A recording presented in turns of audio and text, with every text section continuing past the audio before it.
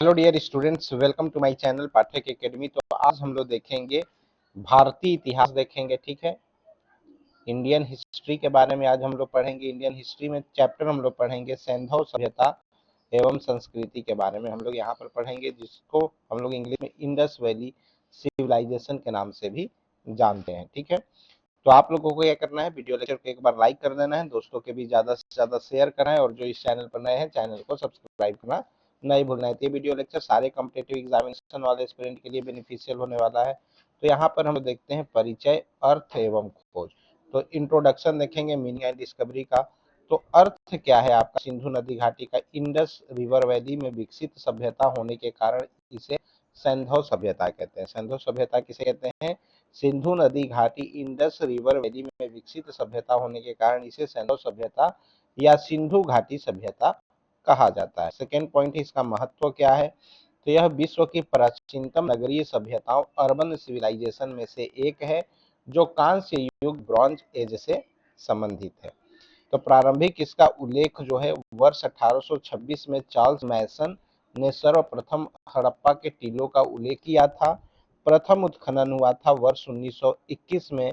दयाराम साहनी ने हड़प्पा पंजाब का उत्खनन किया था, और इन्हीं को हड़प्पा सभ्यता की खोज करना भी माना जाता है, दयाराम साहनी को। दूसरा खोज किया गया था 1922 में, राखलदास बनर्जी ने किया था। मोहनजोदड़ो सिंध की खोज की थी, ठीक है। तो मोहनजोदड़ो साइट का खोज राखलदास बनर्जी ने 1922 में किया था, और हड़प्पा सभ्यता की खोज दयाराम साहनी ने 1921 में की थी। विश्व घोषणा क्या है यहाँ पर कि भारतीय पुरातत्व सर्वेक्षण ASI archaeological survey of India के महानिदेशक सर जॉन मार्शल ने वर्ष 1924 में इस सभ्यता की खोज को विश्व के समक्ष घोषित किया।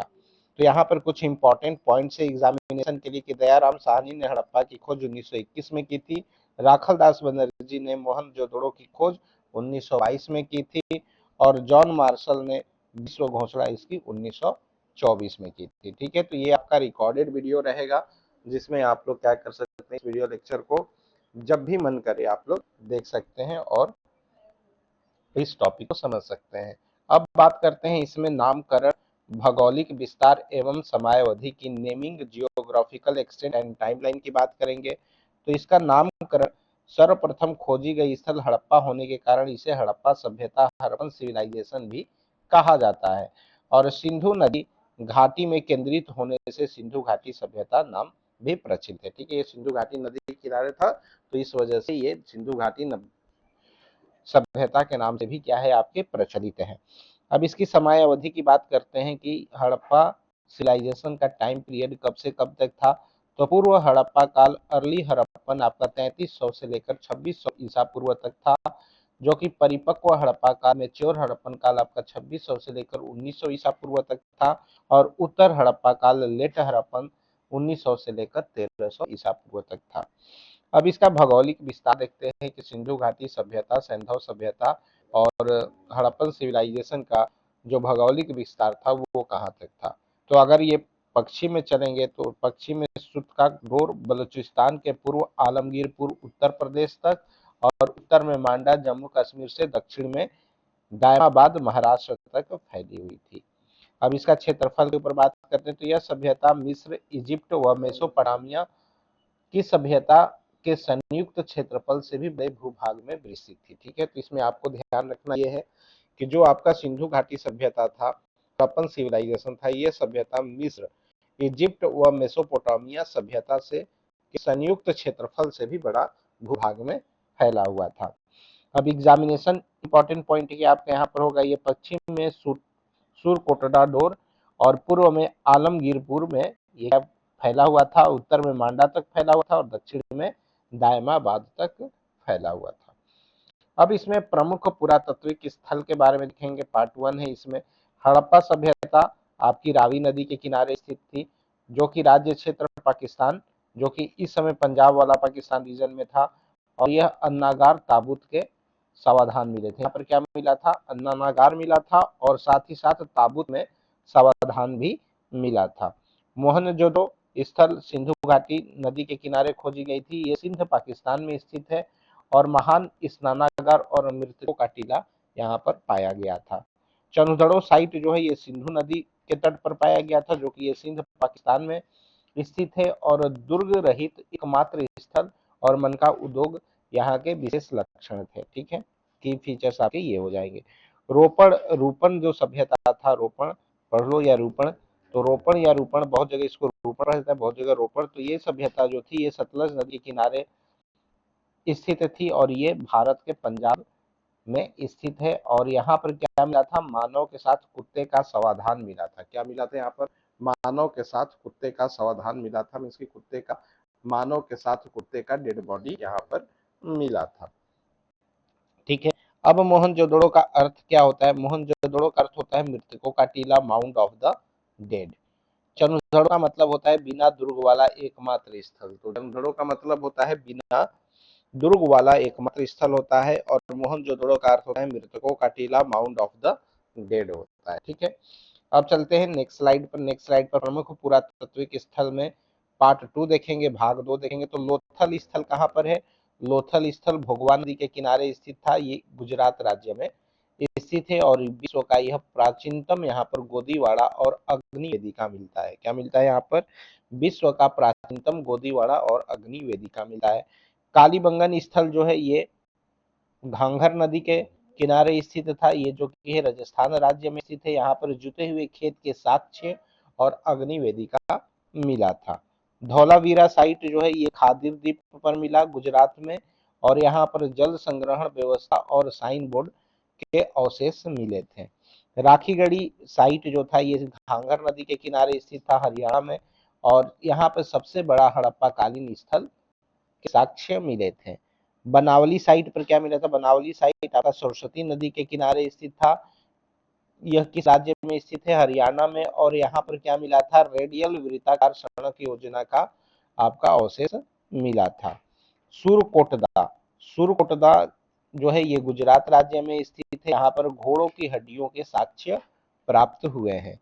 आलमगीरपुर, आलमगीरपुर हिंडन नदी के किनारे स्थित था, किसके किनारे स्थित था, आलमगीरपुर आपका हिंडन नदी के किनारे स्थित है, ये उत्तर प्रदेश राज्य में स्थित है, और यहाँ पर सभ्यता का पूर्वी छोर की खोज की गई थी। क्या की गई थी, सभ्यता का पूर्वी छोर की खोज की गई थी। अब एग्जाम के लिए इंपॉर्टेंट पॉइंट क्या हो सकता है, राखीगढ़ी जो है ये सबसे बड़ा हड़प्पा कालीन स्थल है जो कि हरियाणा में स्थित है। लोथल आपका प्राचीनतम गोदीवाड़ के साक्ष्य मिलते हैं। लोथल में क्या मिलते हैं, लोथल में प्राचीनतम गोदीवाड़ा का साक्ष्य मिलता है, और राखीगढ़ी में सबसे बड़ा हड़प्पा कालीन स्थल मिलता है जो कि हरियाणा में स्थित है, और लोथल साइट जो है वो आपका गुजरात में स्थित है। हम नगर योजना टाउन प्लानिंग की ओर बात करते हैं, तो हड़प्पा सभ्यता, संधव सभ्यता और इंडस वैली सिविलाइजेशन, ये सारे नाम आपके सिंधु सभ्यता के ही है, हड़प्पा सभ्यता के ही है। ठीक है, आप हड़प्पा सभ्यता बोल दो, सिंधु सभ्यता बोल दो, संधव घाटी सभ्यता बोल दो, सारे नाम एक ही है। ठीक है, अब यहाँ पर बात करते हैं ग्रिड पद्धति। ग्रिड पद्धति, ग्रिड पैटर्न क्या था, यहाँ पर सड़कें एक दूसरे को समकोण राइट एंगल पर काटती थी, जो सुनियोजित नगर निर्माण को दर्शाती है। अब यहाँ पर दुर्ग और निचला नगर कैसा था, तो यहाँ पर नगर मुख्यतः दो भागों में बटा होता था। ऊंचाई पर बना दुर्ग सीटाडेल में प्रशासनिक और धार्मिक कार्यों हेतु, एवं निचला नगर जो होता था लोअर टाउन, वो आवासीय क्षेत्र के लिए प्रसिद्ध था। ठीक है, अब बात करते हैं पक्की ईंटों का प्रयोग। पक्की ईंटों का प्रयोग कहाँ पर किया गया, तो यहाँ पर निश्चित अनुपात में जो मिट्टी का बना होता था ईंट, वो पकी हुई ईंटों को बनाया जाता था। बंट ब्रिक का प्रयोग होता था, और इसका मानकीकरण स्टैंडर्डाइजेशन का प्रमाण है। तो ये किस रेशियो में था, 4:2:1 रेशियो में आपके ईंटे के साइज वहां पर मिले थे। अब बात करते हैं कि जल निकासी व्यवस्था में इसकी सब हड़प्पा सभ्यता के समय में जो ईंटे का मेजरमेंट था वो 4:2:1 में आपका था। ठीक है, तो जल निकासी व्यवस्था, ड्रेनेज सिस्टम उस समय बहुत ही बेहतरीन और बहुत ही विकसित हुआ करती थी, जो कि ढकी हुई नदियां, कवर्ड ड्रेनेज वहां पर मिलता है, ड्रेन्स मिलता है, जो कि प्रत्येक घर से जुड़ी होती थी, और इसे सभ्यता की सबसे बड़ी विशेषता भी माना जाता है। क्या माना जाता है, इस व्यवस्था को सभ्यता की सबसे बड़ी विशेषता भी माना जाता है। उस समय मकान कैसे हुआ करते थे हड़प्पा सभ्यता वाले स्थान पर, तो अधिकांश घरों में आंगन कोर्टयार्ड होता था, कुआं वेल होता था, और स्नानाघर बाथरूम होते थे। ठीक है, तो एग्जामिनेशन पॉइंट ऑफ व्यू से कौन कौन से इंपॉर्टेंट पॉइंट आपके लिए हो सकता है, तो जल निकासी व्यवस्था ड्रेनेज सिस्टम आपका सिंधु सभ्यता की सबसे बड़ी विशेषता है। सिंधु सभ्यता को ही सिंधु घाटी सभ्यता भी बोलते हैं, ठीक है। तो यहाँ पर जो है कि जल निकासी व्यवस्था ड्रेनेज सिस्टम जो था वो सिंधु सभ्यता की सबसे बड़ी विशेषता थी। अब आगे चलते हैं नेक्स्ट स्लाइड पर। महत्वपूर्ण संरचनाएं कौन कौन सी थी, great bath granary and dockyard के बारे में देखते हैं। तो सिंधु घाटी सभ्यता में क्या था, आपका महान स्नानागार ग्रेट बाथ जो था वो मोहनजोदड़ो के दुर्ग में स्थित था। इसे जलरोधी वाटर टाइट बनाने हेतु डामर बिटुमेन का प्रयोग किया गया था। संभवतः धार्मिक स्नान रिचुअल बाथिंग हेतु इसको उपयोग में लाया जाता था। अन्नागार के ऊपर जाते हैं। अन्नागार जो ग्रेनरी था वो हड़प्पा और मोहनजोदड़ो में विशाल अन्न भंडारण गृह मिले हैं जो केंद्रीकृत खाद्य प्रबंधन को दर्शाते हैं। गोदीवाड़ा की बात करते हैं तो गोदीवाड़ा जो डॉकयार्ड है ये लोथल में स्थित है, गुजरात में लोथल साइट आपका स्थित है। ये विश्व का प्राचीनतम ज्ञात गोदीवाड़ा डॉकयार्ड है जो समुद्री व्यापार हेतु प्रयुक्त होता था।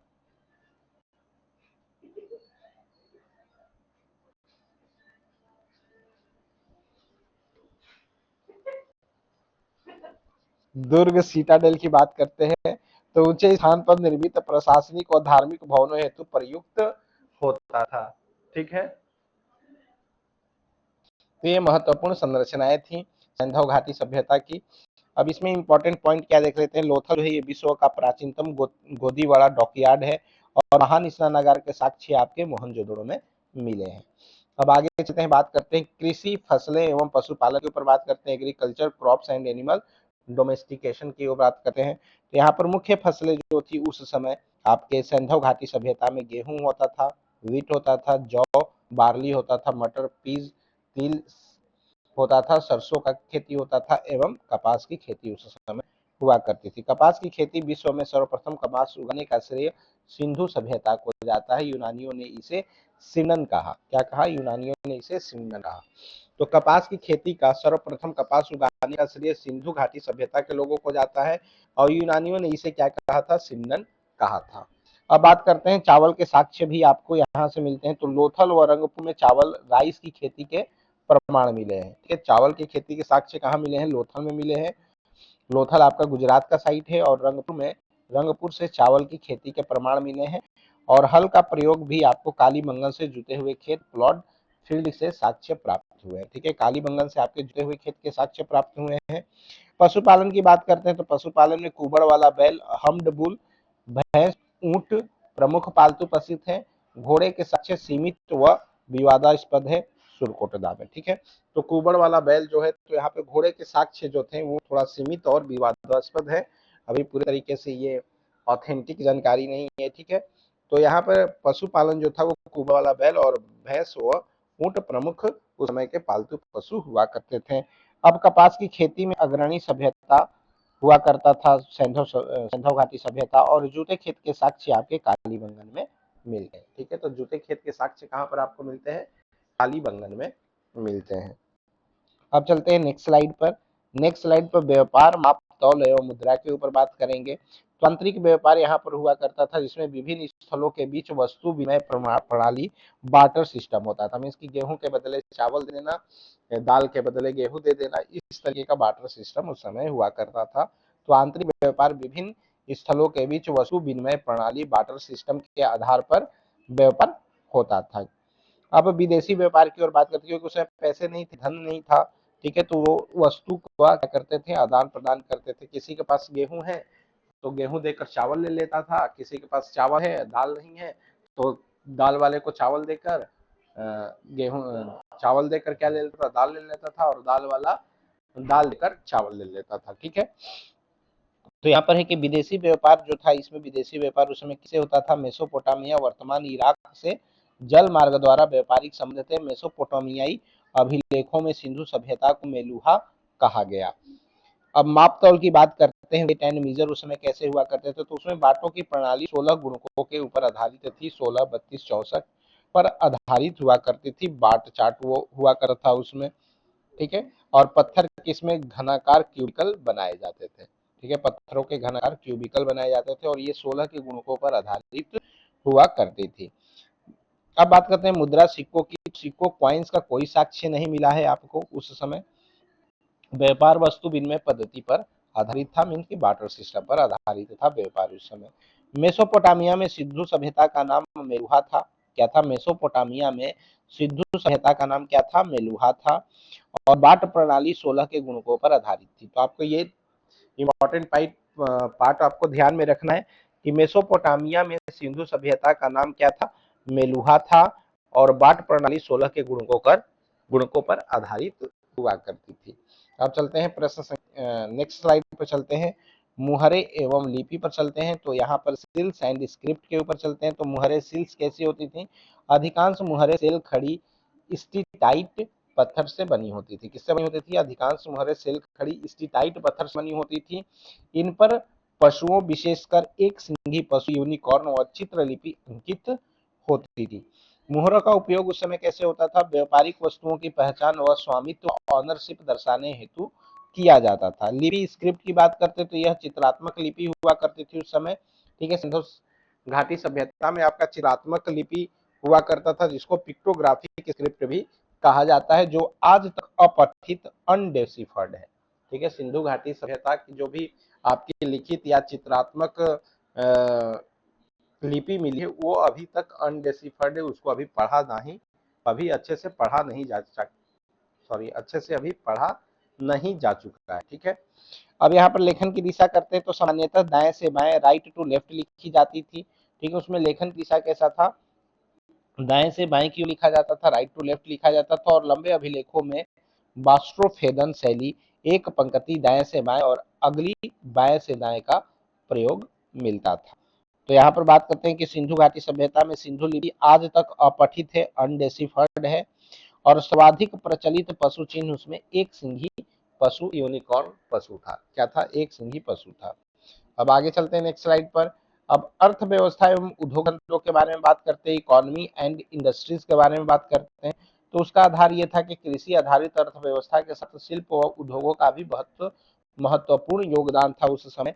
और उसमें मृद भांड हुआ करते थे, पटरी हुआ करती थी, लाल व काली चित्रित मृद भांड परंपरा, red and black painted pottery प्रमुख थी। मन का उद्योग उसमें बीड मेकिंग हुआ करता था, जिसमें चनुधड़ों और लोथल मन का निर्माण के प्रमुख केंद्र हुआ करते थे। और धातु विज्ञान मेटलर्जी में आपका तांबा, कॉपर व कांस्य, ब्रॉन्ज का प्रयोग होता था। लोहे, आयरन का कोई साक्ष्य नहीं मिला है। तो सिंधु घाटी सभ्यता से आपके लोहे का कोई साक्ष्य नहीं मिला है। बात करते हैं यहाँ पर इंपॉर्टेंट पॉइंट क्या है कि सिंधु सभ्यता एक कांस्य युगीन ब्रॉन्ज एज सभ्यता थी, लोहे का ज्ञान नहीं था। आपको क्या ध्यान रखना है कि सिंधु सभ्यता एक कांस्य युगीन ब्रॉन्ज एज सभ्यता थी, लोहे का ज्ञान उस समय नहीं था। नेक्स्ट स्लाइड पर चलते हैं, धार्मिक जीवन की ओर बात करते हैं, रिलीजन एंड वर्शिप प्रैक्टिसेस की बात करते हैं। तो उस समय पूजा जो होती थी, मातृ देवी की पूजा होती थी।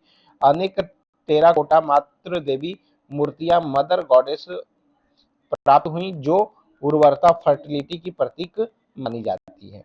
पशुपति मुहर मिले, पशुपति सील मिला। मोहनजोदड़ो से प्राप्त मुहर पर योगी मुद्रा में बैठे देवताओं को पशुओं से घिरा दिखाया गया है, इसे आदि शिव, प्रोटो शिवा माना गया है। ठीक है, मोहनजोदड़ो क्या हुआ था आपका कि पशुपति मुहर पाए गए हैं, जहाँ पे मोहनजोदड़ो से प्राप्त मुहर पर योगी मुद्रा में बैठे देवताओं को पशुओं से घिरा दिखाया गया है, इसे आदि शिव माना जाता है, प्रोटो शिव माना जाता है।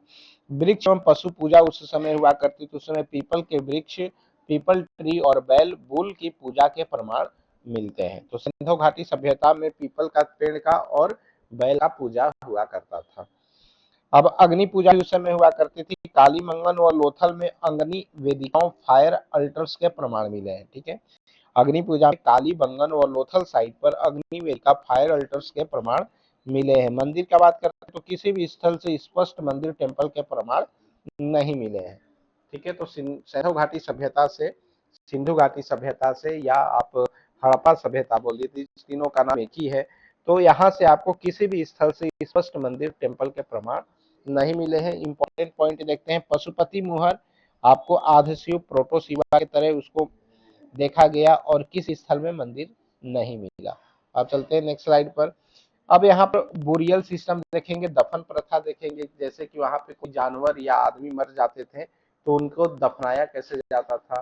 तो ठीक है, तो उसको दफनाते ऐसे थे कि उस समय पूर्ण समाधान होता था, कंप्लीट बुरियल होता था, शव को पूरी तरह भूमि में दफनाया जाता था और यह सबसे प्रचलित पद्धति हुआ करती थी।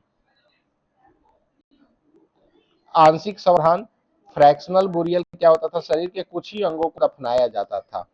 कलश समाधान में तीन तरीका का समाधान वहां पर होता था, एक कंप्लीट बुरियल होता था, एक फ्रैक्शनल बुरियल होता था आंशिक समाधान, और एक पोस्ट क्रेमेशन अर्ण बुरियल होता था, जिसको हम लोग दाह संस्कार के पश्चात राख को कलश में रखकर दफनाया जाता था।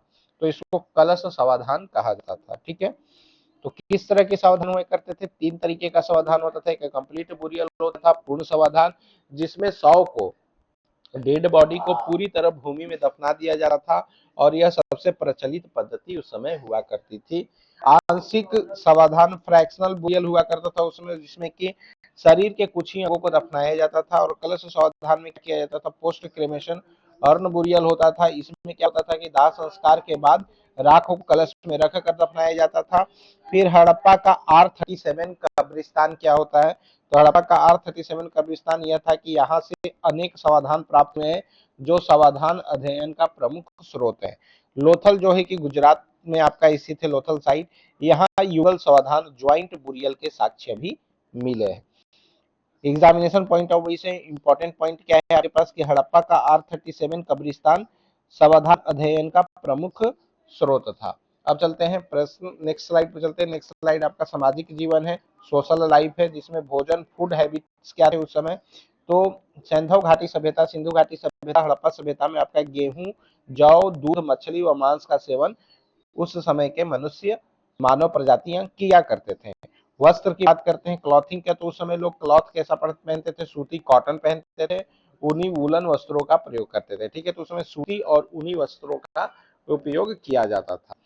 आभूषण उसमें ऑर्नामेंट्स कैसे थे, इसे पुरुष दोनों सोने चांदी व मनकों के आभूषण पहनते थे। ठीक है, तो आभूषण कैसे, ऑर्नामेंट्स कैसे पहने जाते थे, तो उस समय क्या होता, सिंधु घाटी सभ्यता में, हड़प्पा सभ्यता या सिंधु घाटी सभ्यता में पुरुष और स्त्री दोनों क्या करते थे, सोने के, चांदी के व मनकों के आभूषण पहना करते थे। अब बात करते हैं प्रसाधन सामग्री की बात, तो चंदड़ों से लिपस्टिक, ठीक है, प्रसाधन सामग्री में चंदड़ों से लिपस्टिक जैसी प्रसाधन सामग्री के भी प्रमाण मिले हैं।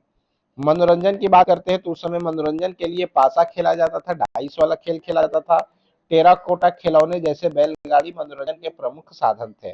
शांति प्रिय समाज, युद्ध संबंधी हथियारों के सीमित साक्ष्य होने के कारण इसे शांति प्रिय सभ्यता के नाम से भी जाना जाता है। ठीक है, तो सिंधु घाटी सभ्यता, सिंधु घाटी सभ्यता और हड़प्पा सभ्यता कैसी थी, आपकी शांति प्रिय सभ्यता इसको माना जाता था, क्योंकि वहां पर युद्ध संबंधी हथियारों के साक्ष्य बहुत ही सीमित तौर पर देखे गए थे। तो यहाँ पर इंपॉर्टेंट पॉइंट ये है कि चंदड़ों में लिपस्टिक जैसे प्रसाधन सामग्री के साक्ष्य वाला स्थल मिला था यहाँ पे। तो ये आपको लिपस्टिक कहाँ पर मिला था, चंदड़ों साइट पर मिला था।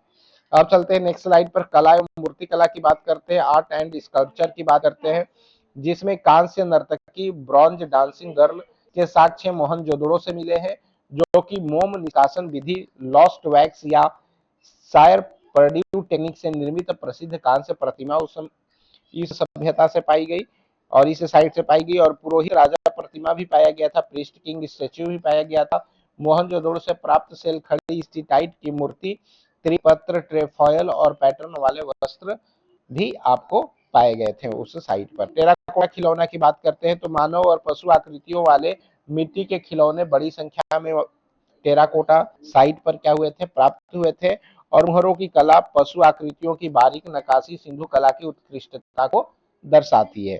अब एग्जाम्स के लिए इंपॉर्टेंट पॉइंट क्या है, कांस्य नर्तकी व पुरोहित राजा मिले थे आपको सिंधु घाटी सभ्यता में, दोनों प्रतिमाएं मोहनजोदड़ो से प्राप्त हुई। किस साइड से प्राप्त हुई थी ये, कांस्य नर्तकी और पुरोहित राजा की मूर्तियां, ये दोनों प्रतिमाएं जो है ये मोहनजोदड़ो से प्राप्त हुई थी, मोहनजोदड़ो साइड से प्राप्त हुई थी। ठीक है, अब चलते हैं आगे। तो आई होप आपको वीडियो लेक्चर अच्छा लग रहा हो, इन्फॉर्मेटिव लग रहा हो, तो आप लोग सपोर्ट करिए चैनल को। लाइक नहीं है वीडियो लेक्चर को तो लाइक कर दीजिए, दोस्तों के भी ज्यादा से ज्यादा शेयर करिए, और जो चैनल पर नए हैं चैनल को सब्सक्राइब जरूर कर ले। अब बात करते हैं प्रशासन एवं वैज्ञानिक ज्ञान की ओर चलते हैं हम लोग। तो उसमें प्रशासन और वैज्ञानिक ज्ञान कैसा था, एडमिनिस्ट्रेशन एंड साइंटिफिक नॉलेज कैसा हुआ करता था, उसके बारे में देखते हैं। तो राजतंत्र के प्रमाण मिलते हैं आपको सिंधु घाटी सभ्यता से, जिसमें स्पष्ट राजतंत्र किंगशिप के प्रमाण नहीं मिले हैं। किसी भी स्थल से महल पैलेस प्राप्त नहीं हुआ है। संभावित प्रशासनिक व्यवस्था क्या थी? विद्वानों के अनुसार व्यापारिक वर्ग, मर्चेंट क्लास या पुरोहित वर्ग, प्रीस्टली क्लास का शासन रहा होगा उस समय। एक रूपता की बात करते हैं, यूनिफॉर्मिटी की, तो सभी स्थलों